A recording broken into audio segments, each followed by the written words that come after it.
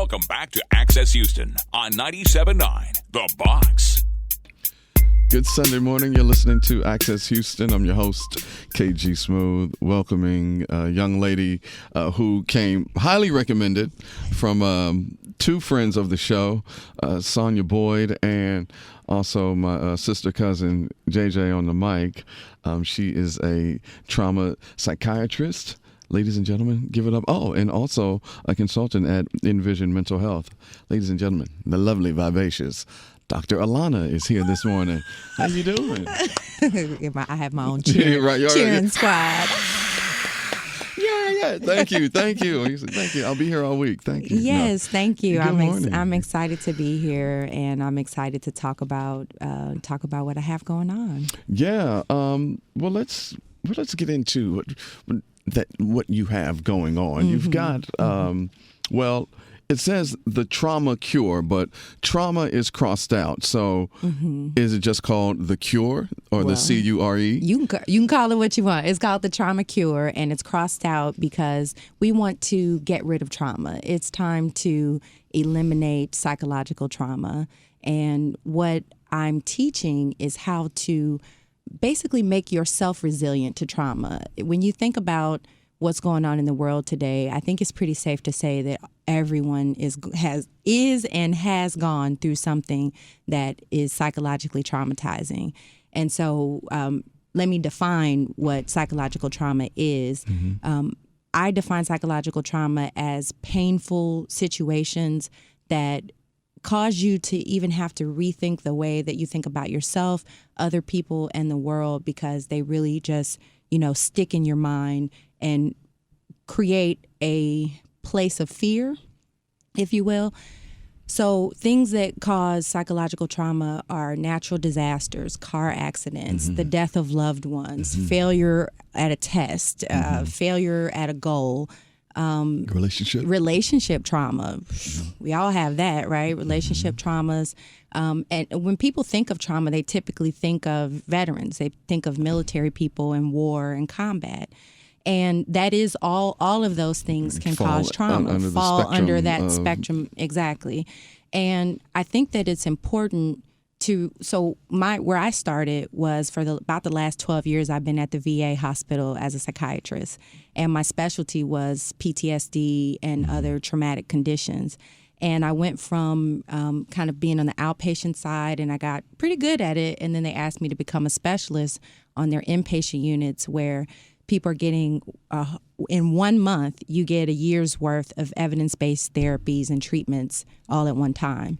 And so part of being in the Rover and Wiser programs was to help people recognize their traumas and understand why their body and brain were doing what it was doing. And we couldn't give them pills. We could not give the typical, they would be on some medications, but when someone was having a panic attack or a nightmare or an anger outburst, we couldn't hand them Xanax and benzodiazepines. Which is a good thing. Exactly. Oh, yeah. It's a great thing. Yeah. We had to learn how to give them the skill set to calm themselves down and to pull themselves out of whatever emotional spiral they were in. Well, as a psychiatrist, I really started to recognize that we don't give people a very good education about their emotions. Even the experts, we don't actually talk a lot about what is anger, what is sadness, what is guilt, where does it come from, what is embarrassment, what is fear, and how those traumatic experiences are programming parts of your mind. So specifically, there are 6 parts of your brain that are primitive in terms of like how they've developed over time.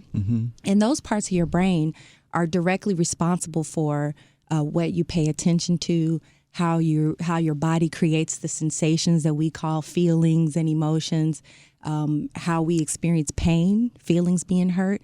There are literal parts of our brain that give us those responses on the inside. We're not taught about them.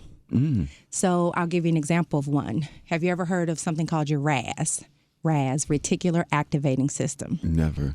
oh, that's unfortunate because your RAS is working all the time. So a good example of how the RAS may work is, have you ever decided you wanted a car and then all of a sudden you started seeing the car pop up all over the road? Yes. And you're like, wait a minute. it's a sign, God, I need that Porsche. I need that car. Or the one that you get and you start just seeing that on all over. Yeah. Exactly. So that's a really simple example of how the RAS works, because it's a filter. And what it's filtering, there's so much information that our brain has to take in and process that you don't do all of it consciously, but your RAS is responsible for sending things through your filter that are important for you to pay attention to. Well, it doesn't just do that with cars, it does that with trauma. So, for example, if you've ever been... This is fascinating. That's why I'm grinning so hard. That's why. Go ahead. I'm sorry. It's okay. If you've ever been... You mentioned relationship trauma. If you've ever had a rough relationship, you got cheated on or something, and then you're in your next relationship, this person is great, that text message goes off at 11:30 at night, and your brain doesn't go, oh, that's just a text message. Your brain's like, what is that? And immediately your mind is referencing those past traumas and applying them to the situations in the now. But we're actually never taught that our perception of reality is not fact. It's just what your body and your brain, it's like we all operate in an invisible bubble of perception, and we don't know how to recognize the difference between what our biology is creating and the shared reality. Oh my God. This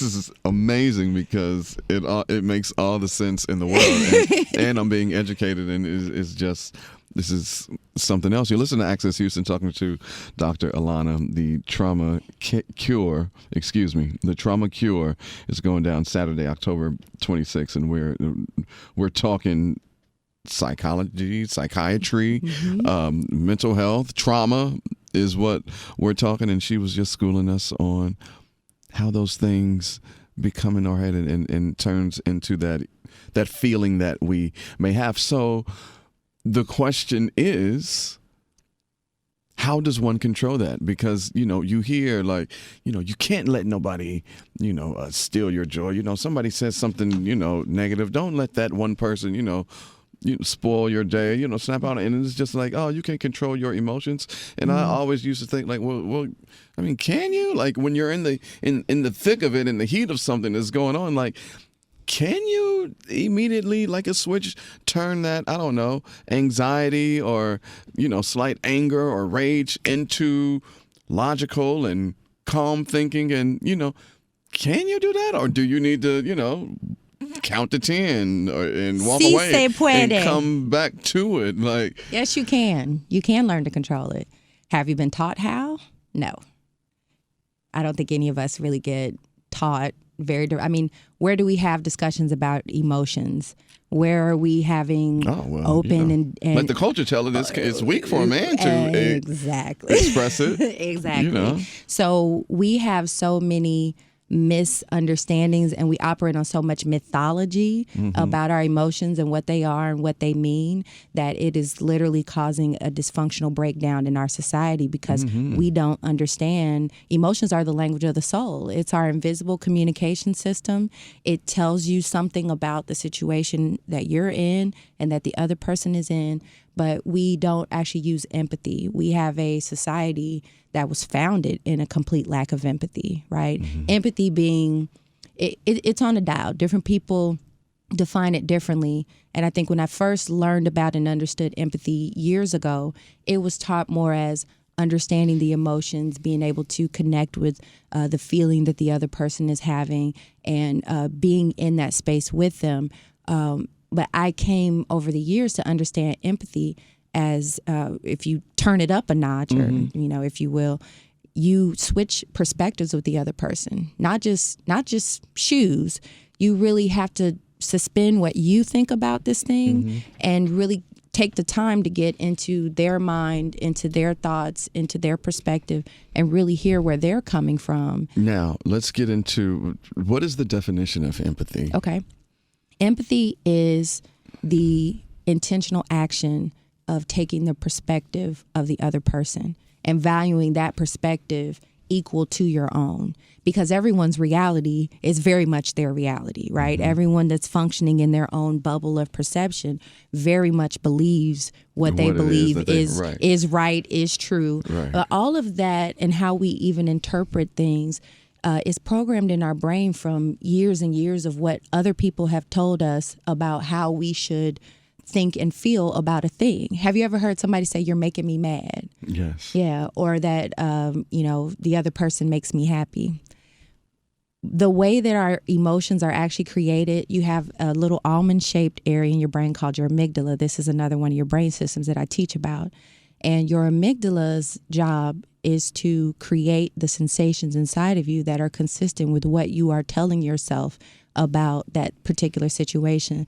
So it's actually not that the other person is making you mad. What you're thinking about and interpreting about what the other person is doing is going to create the sensation of anger or fear or happiness or whatever else it is. Wait a minute. Okay. So,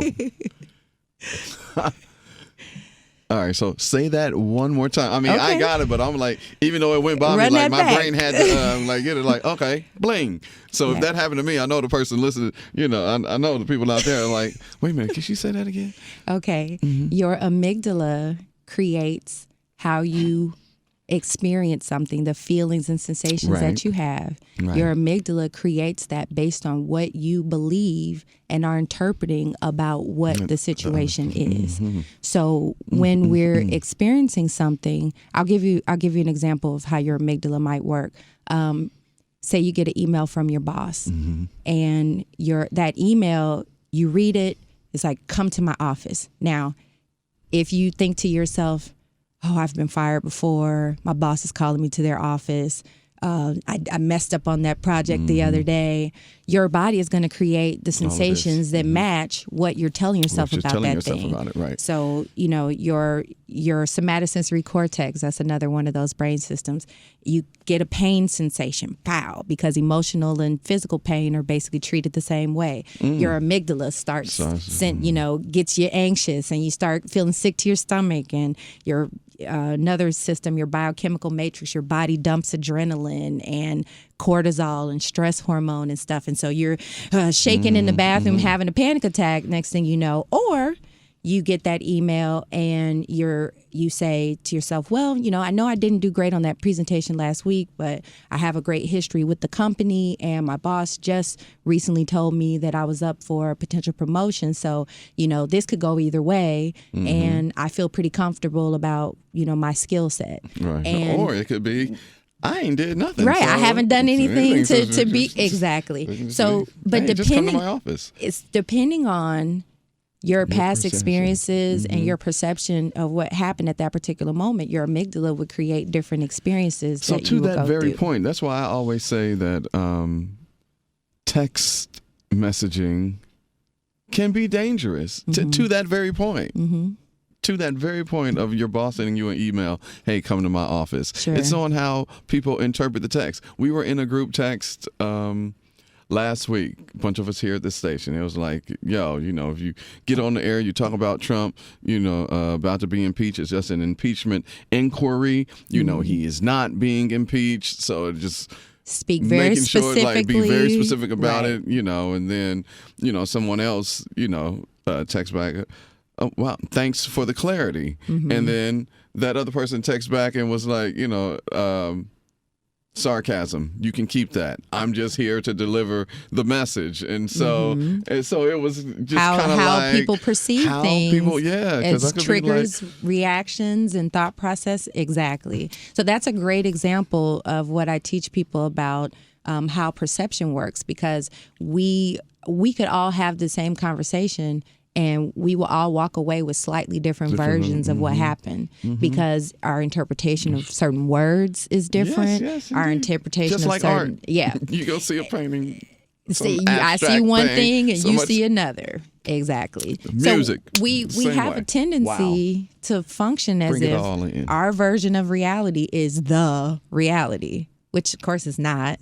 But when you have not been taught to think in that way and really be intentionally engaged in separating from your personal experience of something and being aware of our tendency to misinterpret and hyper react in the negative.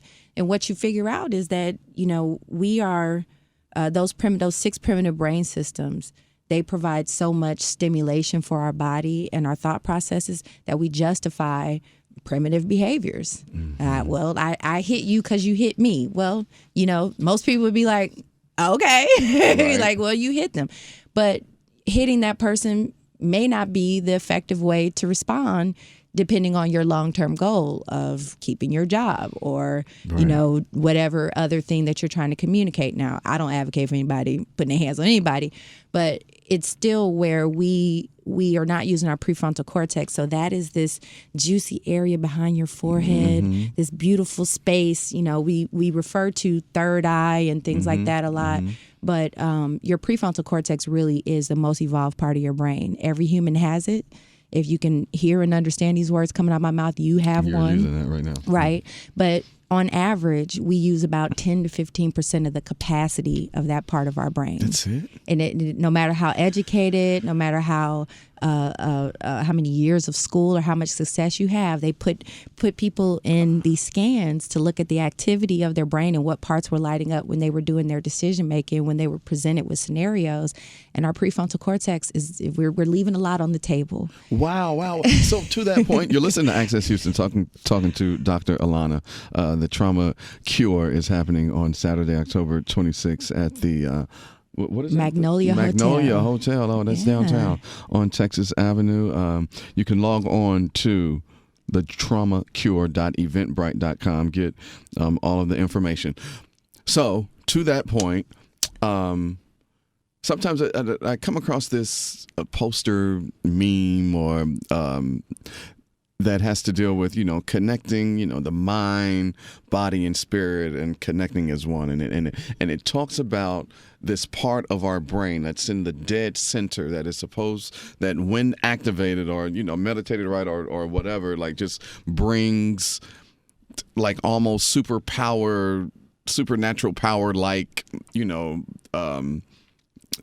abilities or just a way of getting in touch. I don't know if you know what I'm talking about.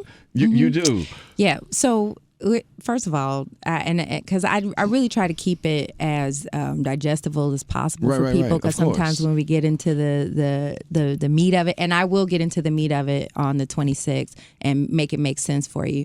But to boil it down, sure, we're all natural and supernatural, right? We all have a physical body.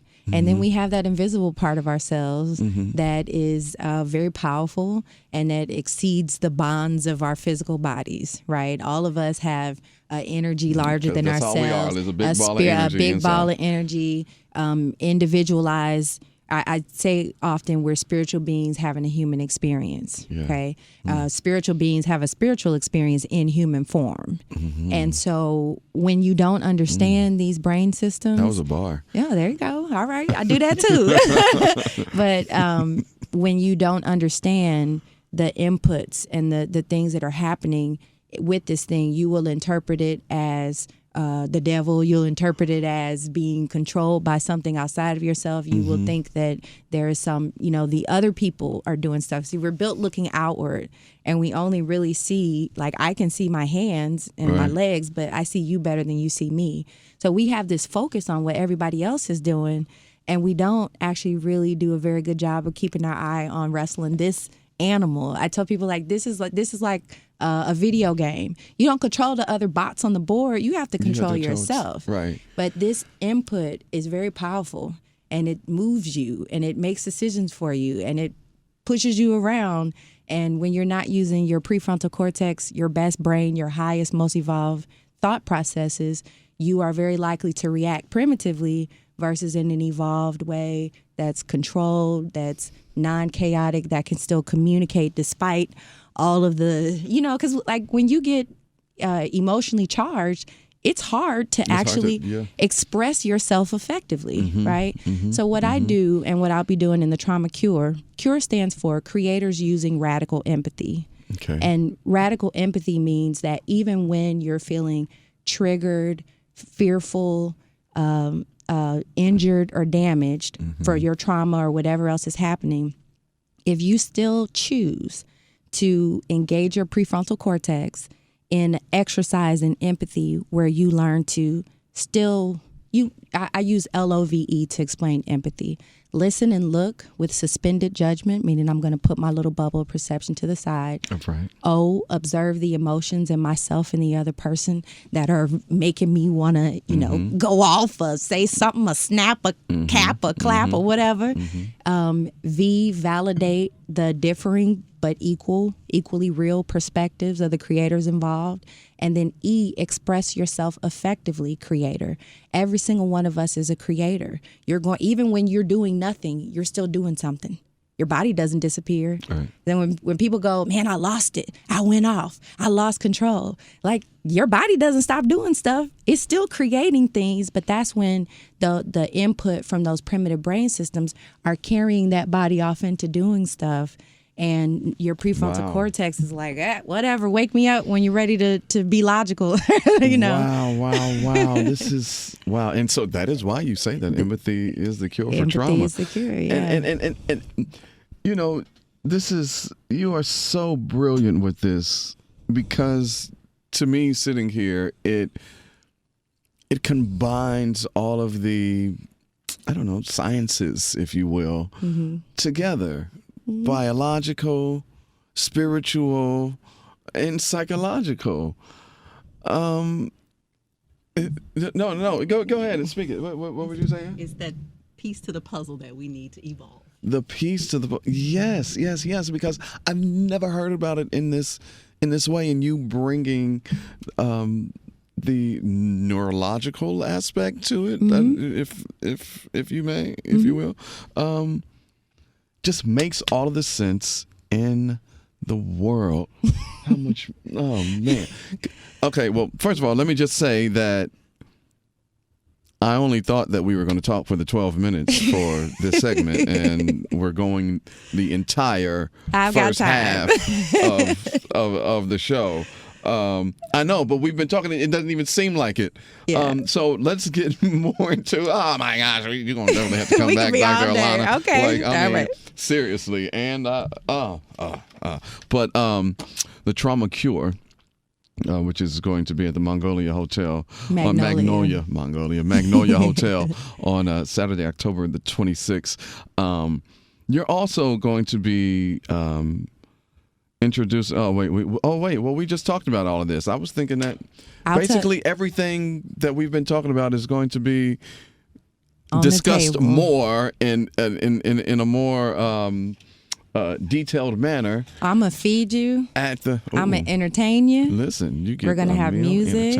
We're gonna dance. We're gonna laugh. We might cry. Can't promise you won't cry. Yeah. But I wanted to have a space where I had enough time to really explain this. Get into it. Get into it. You gotta get exactly. Into you gotta it. dig into it. There is nothing more important in this day and age than us understanding ourselves. I've literally had people like, "This is not going to work, Dr. Lana, because you're saying that everybody has to be responsible for themselves. Nobody's gonna want something where you tell them that the answer is you." And I'm like, well, when you explain it the way that you explain it, the way that you explain it, yes, they will. That's what I said. Amen. Hallelujah. Selah. Exactly. It really is. It really is a transformative concept. It made me have to step away from the way that I was even understanding how to care for people. I tell people I don't have patients anymore. I talk to people, and when I talk to people.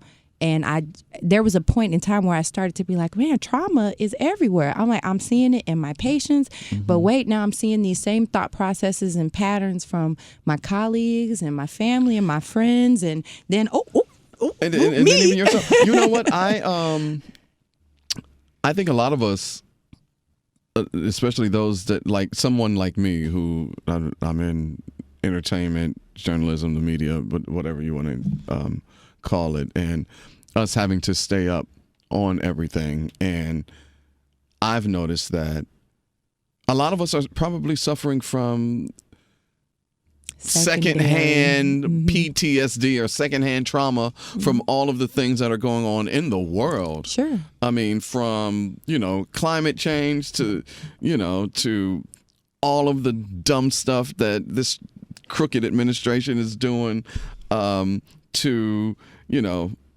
videos that we see of, be it if it's folks over in Africa, like how the South Africans are getting at the Nigerians, or Wars everywhere. So war, just natural everything. disasters. I just think that secondhand, PTSD or secondhand, trauma from the things around us that are happening in the world. Would you? We're creating hell when this should be heaven.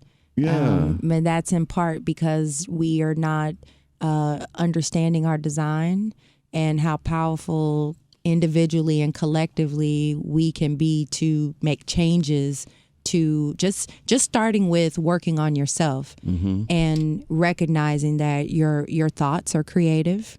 They not only do they create something inside of you in terms of the sensations and the way that you feel about things, but those thoughts set off processes in your body that we physically experience. Your thoughts are creative. They help program what you experience. Your emotions are creative. Your words are creative. Your brain your controls actions everything. Are creative. Exactly. Everything. So we can no longer afford to not understand how our minds, it's like we're walking around with a window tint, a limo tint on our minds, and the more trauma that you've been through and the more trauma you're exposed to and hear about and take in, even through the news and the media and all of that stuff, the more that it creates being that black. Please, this really started for me with the experience of Michael Brown Jr. and in 2014, and I'm from the area near Ferguson, and that whole situation. Dr.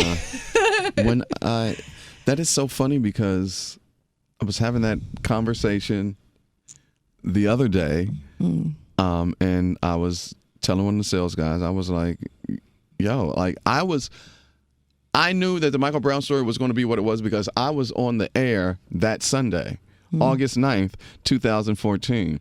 And my youngest brother, he went to school out there and lived kind of in that neighborhood, maybe like 2 blocks over, because he was telling me how everything is just, so small and right there. Yeah. Like he didn't even know that area was even called Ferguson because he thought it was, somewhere else. I can't remember the name. And all the little municipalities. Yeah. And so I remember him taking my niece.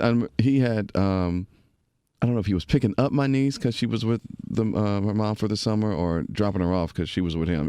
Anyway, I remember calling him because I was on the air and I'm seeing the stuff on social media and the news is reporting. And I was like, yo, what's the pulse of the city there? He was like, what you talking about? He was like, well, I'm on my way back to Dayton. I was like, yeah, well, this young kid, Michael Brown, got shot yesterday. Like they left his body out, all of that. And so he was telling me how his friend, dude that he went to school with named Donald, he was like, oh, yeah, I just talked to Donald. Donald's at the police station. They've got the protest going on at the police station. And I was going through some of my old stuff in my bank and came across that interview of me calling Donald, like getting a real time on the streets, on the ground, for real, update on the Mike Brown situation.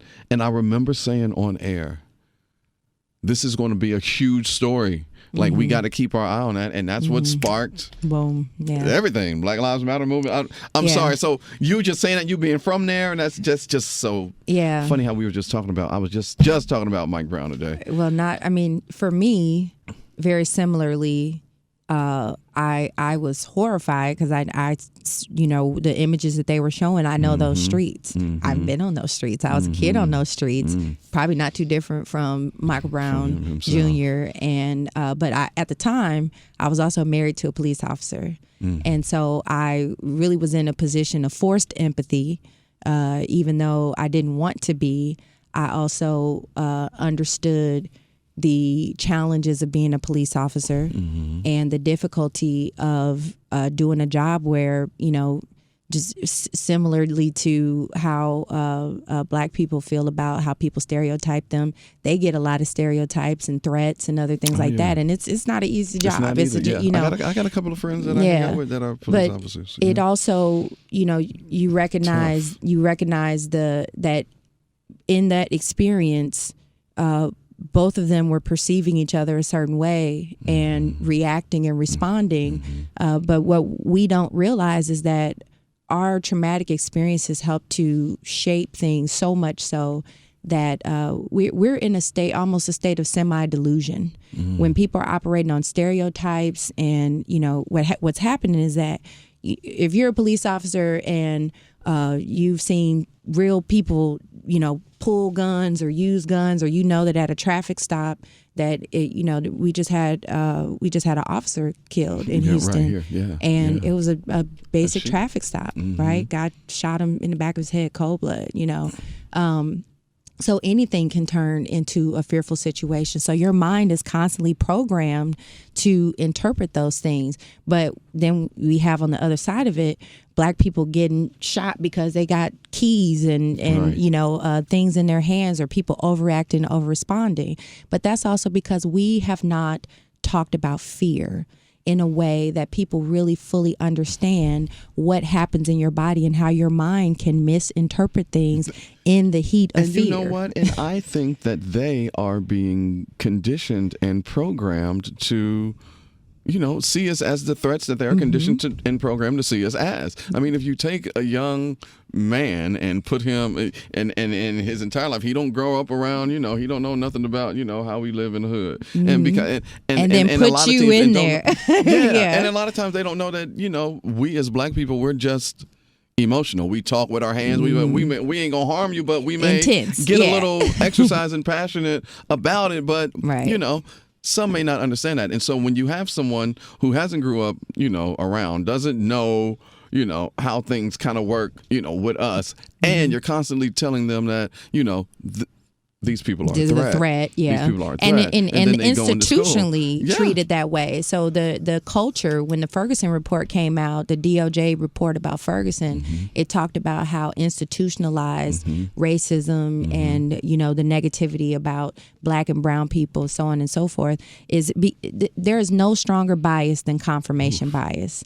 And all of us think that our version of reality is right. So when somebody says something that we agree with, we go, yeah, that's right. And then when somebody says something we don't agree with, we devalue what they're saying, especially if we don't trust them. You got to stop all of that. Listen, I am way over time. Jesus is Lord. Listen. The Trauma C.U.R.E. is happening on Saturday, October the 26th at the Magnolia Hotel. That's 1100 Texas Avenue, downtown Houston. You can get all of the information at thetraumacure.eventbrite.com. Thetraumacure.eventbrite.com. Get your tickets and the information there. Or you can also call 832-736-8326. That's 832-736-8326. And they can find me on Facebook as well, Follow, Instagram, Twitter. Give that. DrAlauna.com. Dr. Alauna. The amazing Dr. Alauna, the Trauma C.U.R.E. Saturday, October 26th. Save the date. Man, please come back. Of course.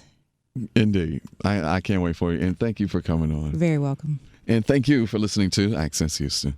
To Access Houston. To Access Houston. To Access Houston.